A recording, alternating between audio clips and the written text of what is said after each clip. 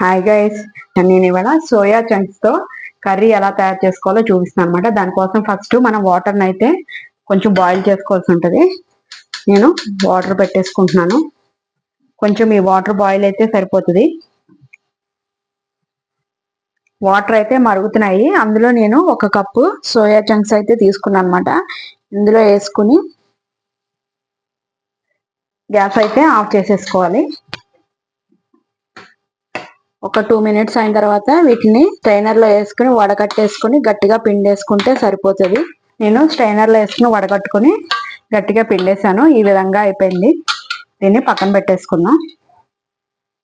నేను ఫ్రై చేసుకోవడానికి బాండీ అయితే పెట్టేసుకున్నాను.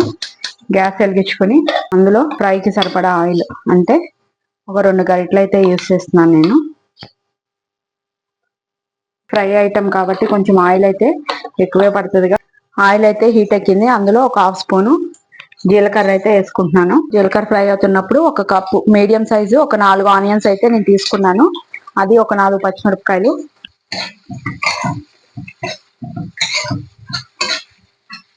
1 స్పూను సాల్ట్ వేసుకుంటున్నాను. ఫ్రై అవనిద్దాం. ఒక 2 రెమ్మలు కరివేపాకు కూడా వేసుకుందాం. ఆనియన్స్ అడుగంటకుండా మధ్య మధ్యలో ఇలా కలుపుకుంటా ఉండాలి. ఆనియన్ ఈ విధంగా అయితే ఫ్రై అయిపోయింది. ఇప్పుడు మనం పిండుకున్న ఈ చంక్స్ అన్ని కూడా ఇందులో వేసేసుకున్నాం.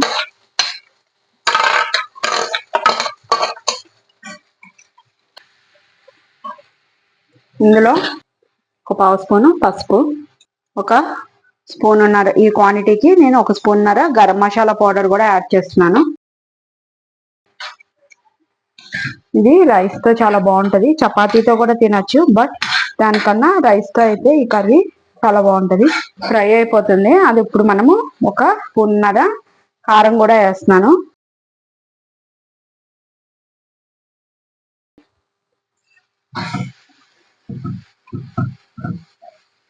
ఇంకొక 5 నిమిషాలు, కారం ఇప్పుడు వేసాం కదా, ఒక 5 నిమిషాలు మగ్గనిద్దాం. ఫైనల్ గా కర్రీ అయితే రెడీ అయిపోయింది. నేను 1 స్పూను కొత్తిమీర కూడా కడిగేసి సన్నగా కట్ చేసుకుని ఈ కర్రీలో వేసేసుకుంటున్నాను. సోయా చంక్స్ కర్రీ అయితే రెడీ అయిపోయింది. ఈ కర్రీని మీరు కూడా ప్రిపేర్ చేసుకుని టేస్ట్ ఎలా ఉందో నాకు కామెంట్ రూపంలో చెప్పండి. Thank you guys.